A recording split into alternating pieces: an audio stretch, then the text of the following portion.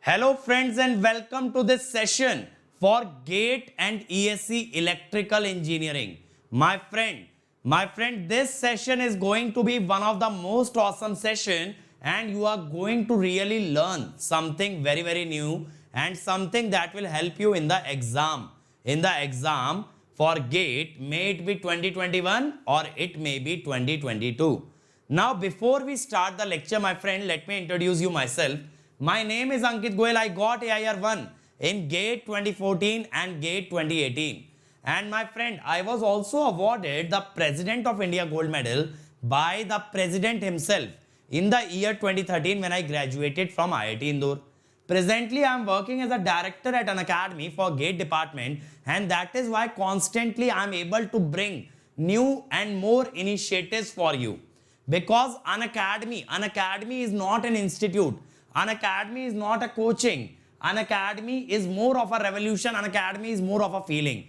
An academy has everything right that is wrong with every other coaching institute in the country. The name An Academy, my friend, has been comprised of two words, un and academy. That means it has everything that is not there in an academy. So an academy cares about the student in the best way possible. It cares about the student most than or more than any other person can. All the initiatives are centered on the student. That is, they are always working towards the student welfare. And that is why, my friend, you are watching this course on power system. That is why, my friend, you are watching this course on power system free of cost on our YouTube channel. So my friend, if you are visiting this channel for the first time, make sure that you have subscribed, because we have electrical machine, power electronics, power system, communication system, EMT, EDC, network, signal, control, digital, everything is here on this channel, that too free of cost, my friend. But what has An Academy done? An Academy has brought a revolution in the country where they are providing the most affordable education, and that too free of that too at the most affordable price, as well as free of cost on YouTube. So my friend, if you want to be a part of the revolution that An Academy has created by means of the courses that are running on An Academy, where they are bringing you the best ever educators of the country on a single platform. That is, you, my friend, can be able to learn from India's top educator at the cheapest or at the most affordable prices possible. At the most affordable prices possible. Now, my friend, I'm talking to you. You can dare to dream. You can dare to enter a PSU. You can dare to dream about MTech from an IIT. Why? Because An Academy has made it possible. An Academy has done everything that is required to get the best rank in GATE examination. So my friend, if you want to join An Academy, make sure that you use the code Ankit ESE, because the door to An Academy opens with this code, and this directly makes me your mentor so that I can guide you at each and every step regarding your GATE preparation. And not only this, you will also get 10% discount on your subscription. Now, what does An Academy bring for you? Not only the live classes.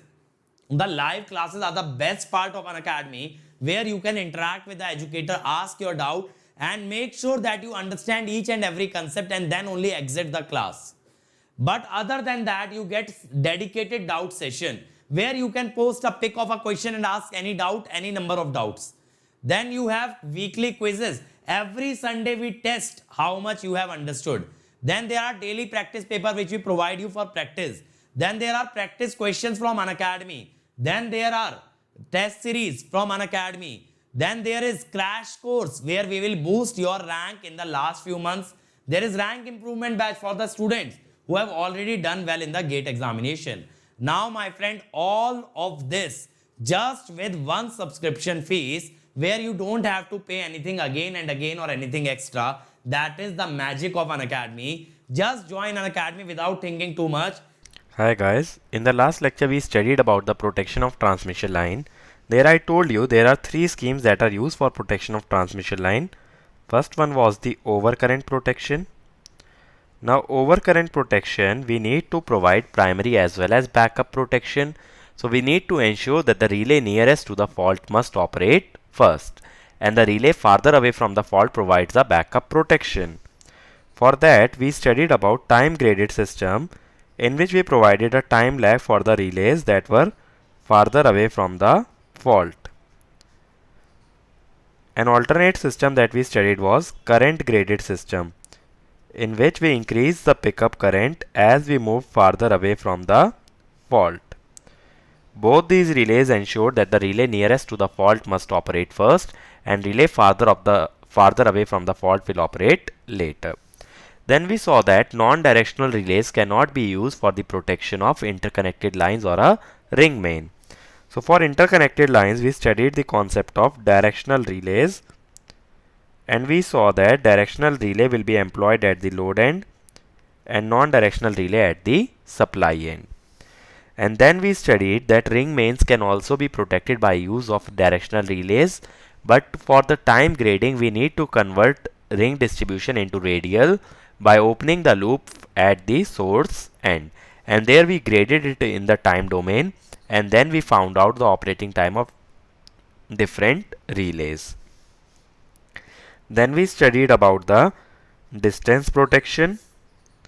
In distance protection we saw that we use 3-zone distance protection, where zone 1 setting is always the minimum impedance and it increases as we move to the zone 2 and zone 3. In zone 1, a relay protects 80% of the line, in zone 2 it protects 50% of the line, and in zone 3 it protects 10 to 15% of the line. In this lecture we will study about the third type of protection for the transmission line, which is called as pilot wire protection. So in pilot wire protection, what we do is, it is a kind of differential protection.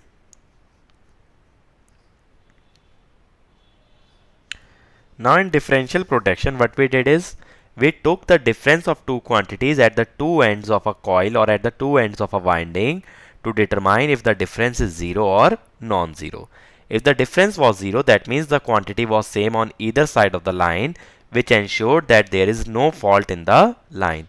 But if the quantity was different at both the ends, then it meant that some current was going into the fault, due to which there is a difference in the two currents. But in case of a transmission line, differential protection is difficult to implement because the length of line is very high. Because we cannot apply current transformers at the two ends and connect them together, it will require a long length of the line. Hence, we use a pilot wire scheme. That means, in pilot wire, we will transmit the information about the parameters of one end of the line to the other end, and then those two informations will be compared at only one end of the line. What I am essentially telling is, you will measure the current at the sending end and at the receiving end, and then you will send the information about the sending end to the receiving end so that both quantities can be compared.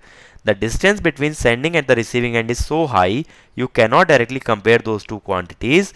You need to transmit the quantity at one end to the other end so that they can be compared.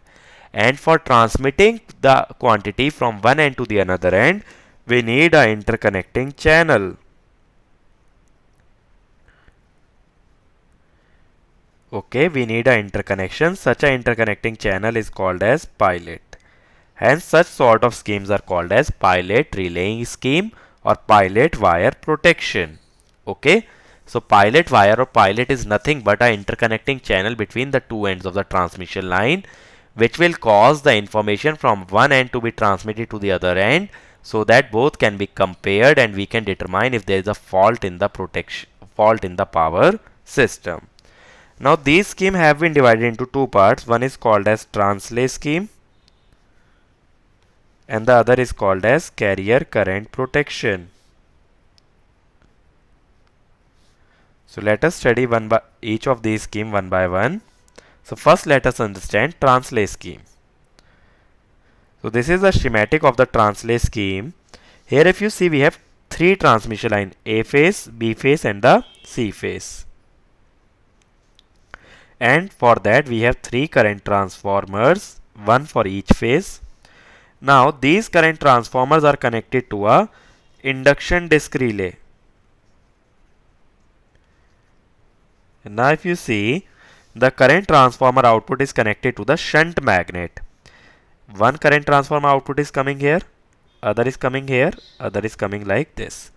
Now due to this, the MMF produced by each of these currents will get added up as they will be in the same direction, that is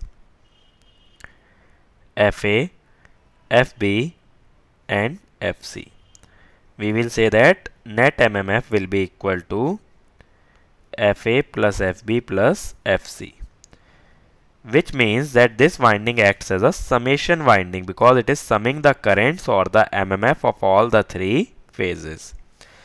Now here the series magnets are connected to each other by means of pilot wires. So that means we will need two additional wires which have the same length as the transmission line for this kind of protection. Okay. So whenever there will be a out of balance current, then the current will flow in the pilot wires. If the current is not same at both the ends, then there will be a current in the pilot wire. If there is a current in the pilot wire, then the current will flow through the series magnet because series magnet is connected in series with the pilot wire. If you carefully see that these pilot wires, one end of the pilot wire is connected to shunt magnet and the other end of the pilot wire is connected to the series magnet. So if the current in the shunt magnets of both the sides is not same, there will be net current flow in the pilot wire. And if there is net current flow in the pilot wire, that means there will be current flow in the series magnet. And as I told you, in induction disk relay, we need two type of fluxes to cause the disk rotation. One is provided by the shunt magnet, other provided by the series magnet. If there is current in both type of magnets, then there will be net torque produced by the relay and the disk will rotate. So relay will operate if there is current in pilot wire. But for that, one essential condition is the currents in both the shunt magnets or both the summation winding must be different.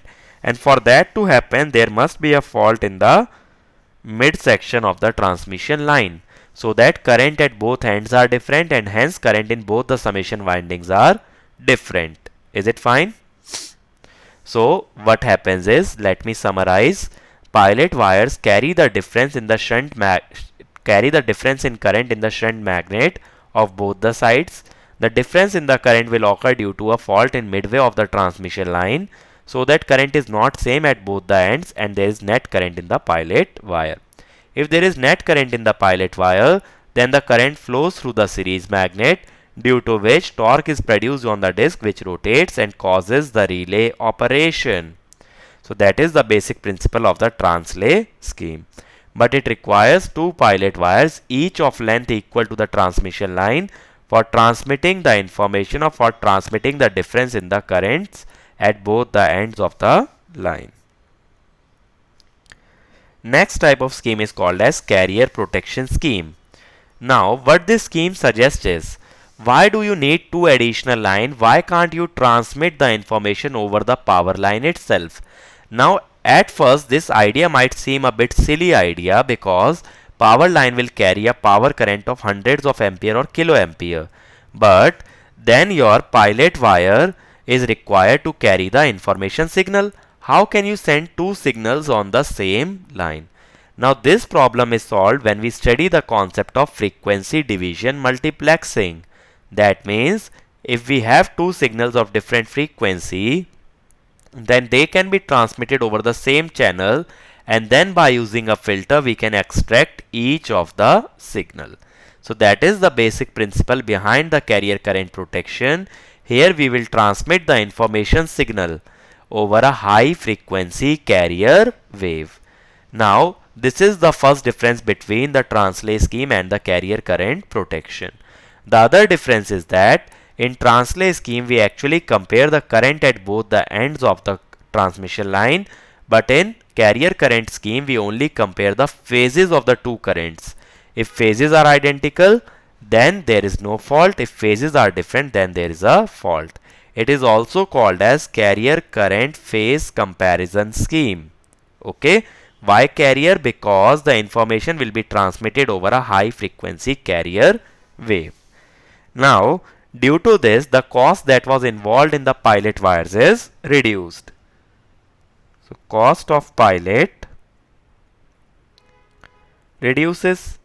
But here for communication we need a transmitter and a receiver. So cost increases. Here cost of pilot wire is less because there is no pilot wire, but cost of terminal equipment which involves transmitter and a receiver is higher. Okay. So it is more complicated, but it is cheaper when we talk about the longer distances. Is it fine? So here we will send the information over the power line at a higher frequency, that is called as carrier current scheme. Now here we will use this coupling capacitor to inject the information signal as well as to extract the information signal. This is my transmission line. It will inject the signal here, it will extract the signal here. So coupling capacitor role is to inject the high frequency signal which carries the information and to extract the high frequency signal which carries the information at the receiving end. Now what is the purpose of this line trap? Now suppose there is a transmission line which has been divided into two sections, each let us say 200 km long. Now each section will have a different protection scheme. So the carrier which is let us say C1 and carrier C2 in both the sections will be different. I do not want the carrier of one section to interfere with the carrier of another section. That is C1 and C2 must not interfere. And to ensure they do not interfere, that means C1 must not enter the second section of the line. C1 must be restricted to only first section of the line. If C1 is restricted to first section of the line, that means we must have some way to ensure that C1 encounters a high impedance due to which it cannot go further. But if you are stopping carrier signal, then there is a chance that you might be stopping power signal as well, because both are currents. If you are stopping one current, what is the guarantee that the other current will be able to travel to the other section? We just want that the 50 Hz signal should go ahead, but the high frequency signal, let us say 5 kHz, 7 kHz signal must not go any further. To ensure that we use a line trap which provides a high impedance part to the carrier current and which provides a low impedance part to the power frequency current. So that is the purpose of the line trap. It will stop the high frequency signal, but it will not stop the power signal, because power current must flow through the transmission line. But carrier must be restricted to the section where we are providing the protection. Is it fine? But it is not used for very long distances because capacitance attenuates the carrier signal.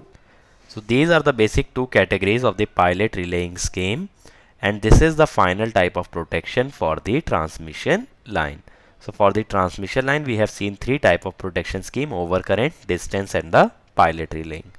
Next let us move on to the protection of alternator. Now alternator has basically two parts, one is the stator and other is the rotor. And different protection schemes are employed for the protection of stator as well as rotor. So let's first understand about the rotor protection. So first type of protection that is provided in the rotor is field ground fault protection. Now what does a field ground fault means? It means when the field is grounded, the field winding of the generator is grounded, it is called as field ground fault. Now usually the field winding is kept on the rotor, which is a DC winding, and there is no ground provided in the field winding. Hence, whenever a ground fault occurs, we need a certain type of protection called as field ground fault protection. Now usually grounding the field does not affect the generator operation, or it does not cause any damage. But what happens is, whenever a line to ground fault or a field to ground fault occurs, the stress or the voltage in the field winding increases. If the voltage in the field winding increases, then it can damage the insulation. So remember, field ground does not damage the generator, but it causes field winding voltage to increase, which can damage the insulation. Now usually field winding is wound on the shaft of the machine or the rotor of the machine, So if insulation is damaged, then this field winding will get connected to the rotor.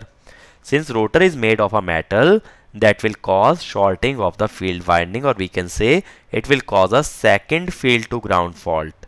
That means a single field to ground fault is not dangerous, but a second field to ground may be dangerous because the insulation may be weakened. And if it is weakened, then insulation gets damaged and the winding gets short circuited.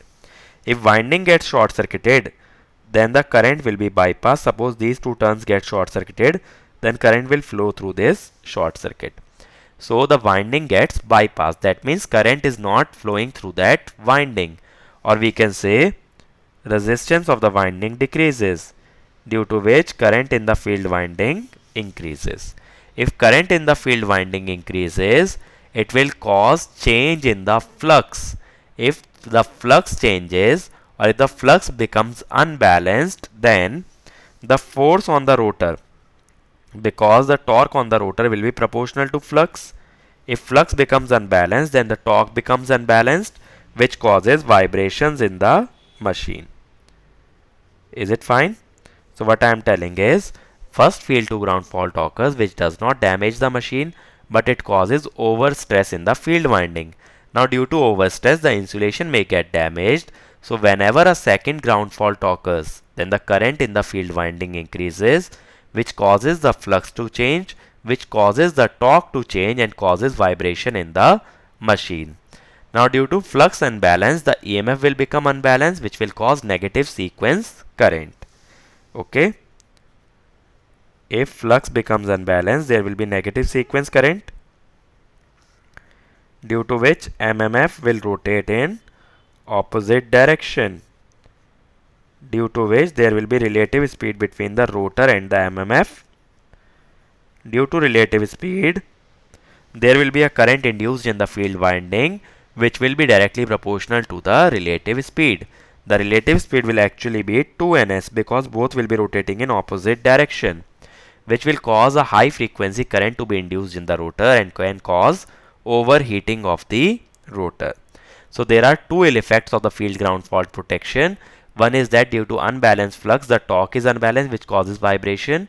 Second is due to unbalance in the flux, EMF gets unbalanced, due to which current get unbalanced. If current becomes unbalanced, then your negative sequence current is induced, which rotates at ns speed but in opposite direction. Due to relative speed between the rotor conductor and the stator negative sequence MMF, there will be EMF induced in the field winding. If EMF is induced, there will be current flow, and if there is current flows, then the rotor will get overheated, because now there will be two current. One is the DC excitation current, other is your current due to the field ground fault. Due to high current, the rotor will get overheated. So that is the disadvantage of the field ground type of fault.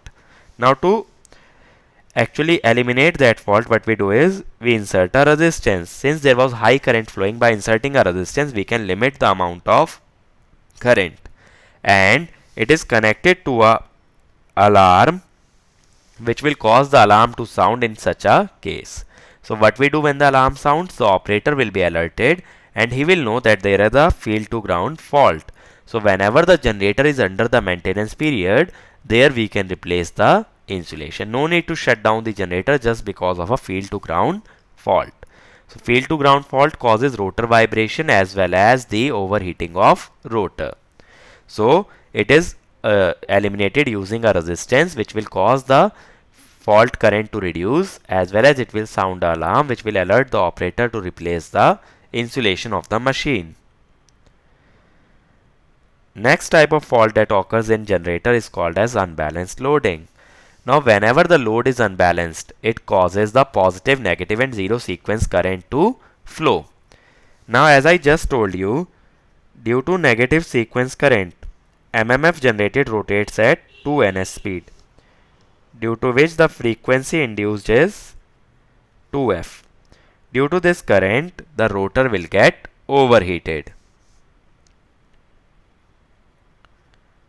Okay. So we must keep the negative sequence current within certain limit, otherwise the rotor will get overheated. So to keep this current within a limit, what we do is we will sum the currents, and then we will apply a negative sequence filter.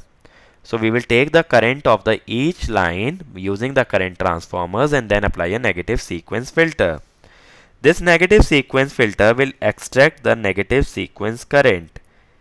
Then it is passed into overcurrent relay, which will check if this is greater than the pickup current. That means if the negative sequence current exceeds a certain amount of current, then the relay will operate. If it is well within the limit, let us say it is only 10% or 15%, then the overcurrent relay will not operate and the system is fine. But if it is exceeding a certain limit, then it is dangerous for my system. So we will have to filter it using a negative sequence relay, and which will cause the overcurrent relay to operate. Okay. Otherwise, you can sound an alarm also, which will alert the operator that the load is unbalanced, so something needs to be done. Is it fine? So there are two methods for the overcurrent relay to operate, but that will trip the generator. So the first measure should be sounding an alarm and see if the operator can do something about such a condition before switching off the machine. But if no option is possible, then you will have to switch off the machine so that your generator remains protected. Next type of fault that occurs is loss of excitation. Now whenever the excitation is lost, then the real power of the generator, let us say salient pole, EF Vt by Xd sin delta plus Vt square by 2 1 by Xq minus 1 by Xd sin 2 delta. Now if EF becomes 0, then only this is the real power. So we can say the real power reduces, because now real power only contains the reluctance power, there is no electromagnetic power. Now by swing equation, what I can say is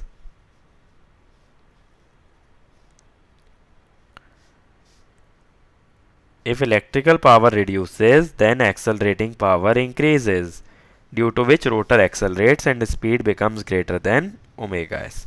If speed becomes greater than omega s, then it runs as an induction generator. But what is the problem in induction generator? The thing is that induction generator requires the flux from the armature side or from the stator side. Now to draw the flux or to generate the flux, it will draw magnetizing current from the supply. If it draws magnetizing current from the supply, then the current in the stator winding increases. If current in the stator winding increases, it will cause heating or overheating of the stator winding. Okay, that is why induction generator must be tripped after a certain delay. It cannot continue to operate indefinitely, otherwise the stator will get overheated and it can get damaged. That is how you protect against the loss of excitation. Okay, so how you will protect it? We will use an offset Moore relay, which will detect if the excitation goes below a certain limit. Let us say if excitation goes below 30%, that means it is undesirable, there must be some type of fault. No need for the excitation to go to absolutely 0. If it goes beyond a certain limit, then the rotor will accelerate. So we have to use an offset Moore relay, which will check if the excitation is less than a certain value. Is it fine? So that is how you can protect against loss of excitation. The next type of fault is overload protection. Now due to overload, a high current will be drawn by the load. In overload, armature current increases, due to which armature copper losses Ia square Ra will increase. If armature copper losses will increase, then what will happen? Then it will cause overheating of the stator. Okay, that is why we have to protect against the overload, and as I told you in circuit breakers, overload we can avoid by using the load interrupter, which will disconnect any sort of overload in the system. Is it fine? So that is how you protect against overload. Next is your overspeed protection. Now as I just told you, if there is sudden change in the power, that is maybe due to loss of excitation or due to change in system load. If P changes, then Pm is not equal to Pe, which will cause accelerating power to be not equal to 0. If accelerating power is non-zero, then acceleration, which is d square delta by dt square, will be non-zero, due to which rotor will accelerate. And if it accelerates, its speed increases, which is called as the overspeed protection. So we need to protect against the overspeeding of the generator. Now one method of protecting against overspeeding is by reducing the mechanical input. If you wish to reduce the mechanical input, then what you can do? In hydraulic generators, you need to stop the water flow, and in steam input generator, you need to stop the input of steam. But water also has certain inertia, so it cannot be stopped quickly. That means we will have to devise some other method to stop the water. So what we do is we actually bypass it so that the water does not reach the turbine and the mechanical input reduces, because the valve cannot be closed quickly. There is a chance, if you wish to close the valve quickly, that it might break. And how to protect against overspeeding? Then we use a wattmetric relay. Wattmetric relay means which detects the power. Now at the overspeeding, there will be high frequency, high EMF, and hence high power. So we will use a wattmetric type of relay. And we will also monitor the steam input to the generator, and if we wish to reduce the steam input, we will bypass the steam or the water so that it does not reach the turbine. Okay, and if none of these methods is applicable, or you are not able to allow or apply any of these methods, then we will have to disconnect the generator. Why? Because if its frequency changes, then it will go out of synchronism, which will affect rest of the power system. So the last resort is disconnect or switch off the generator. Okay, if we switch off the generator, then the generator will be protected and the synchronism will be maintained. Next type of protection is called as over voltage type of protection. Now over voltage may be due to failure of voltage regulator. As I told you, there is an automatic voltage regulator in a generator whose primary function is to control the excitation. If Vt reduces, then the purpose of AVR is to increase excitation so that Vt is again restored. Similarly, if Vt increases, it is the purpose of AVR to reduce excitation so that Vt reduces. Okay, so in over voltage protection, if the AVR fails, then the terminal voltage will not be regulated and it can oscillate between certain value. Now, how to protect against over voltage? Against over voltage, we will use a over voltage relay.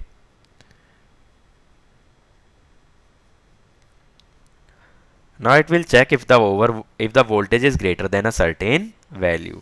So here we use relay setting as 110% of V rated. That is, if the voltage goes beyond 110% of the rated value, then the relay will operate. And its time of operation is reduced as the voltage increases to 130 to 150%. Then it behaves as an instantaneous relay, which takes a minimum time to operate for any sort of a fault. So that is how we protect against over voltage. Next type of fault that can occur in rotor is failure of prime mover. If the prime mover fails, then mechanical input is reduced to 0. Then what happens? The generator will draw P from the infinite bus and it will act as a motor. That is, it will absorb electrical power and deliver the mechanical power. So it becomes synchronous generator, which will cause the current to be drawn by the motor. If the current is being drawn by the motor, then your voltage will reduce, because now the load on the system is increased. One of the generator itself is behaving as a motor. It is drawing current from the infinite bus, which is totally undesirable. Okay. So how we can use it? We can use a wattmetric relay. But it must be directional. Why? Because when generator will become a motor, the direction of the current will get reversed. So if you check the direction of current, you can judge the operation as a generator or operation as a motor. If it is operating as a generator, then it is fine. If it is operating as a motor, then you will disconnect it from the system, otherwise it is increasing load on the system. That is the due to failure of prime mover. Now let us summarize what we covered in this lecture. We first saw translay scheme, which involved two induction disc relay at two ends of the transmission line, and where we compared the currents to know whether they are equal or not. Then we saw carrier current scheme, in which we were sending the information signal over the power line at a higher frequency. Then we saw protection of alternator against field ground fault, loss of excitation, over voltage, over speeding, overloading, and failure of prime mover. So these were the faults that can come in the rotor side, and hence they come under the rotor protection. In the next lecture, what we will do is we will study what kind of relays are used on the stator side for stator protection, and what are the different relays that are used in case of transformers for the protection of transformer. That we will see in the next lecture. So my friend, if you want to join Unacademy, if you liked the lecture, if you like the content that you have just watched, and you have decided that Unacademy is the right place for you, and you want to learn with me, you want to learn from me, then don't hesitate, because that is where we are conducting free classes every day that will boost your gate rank.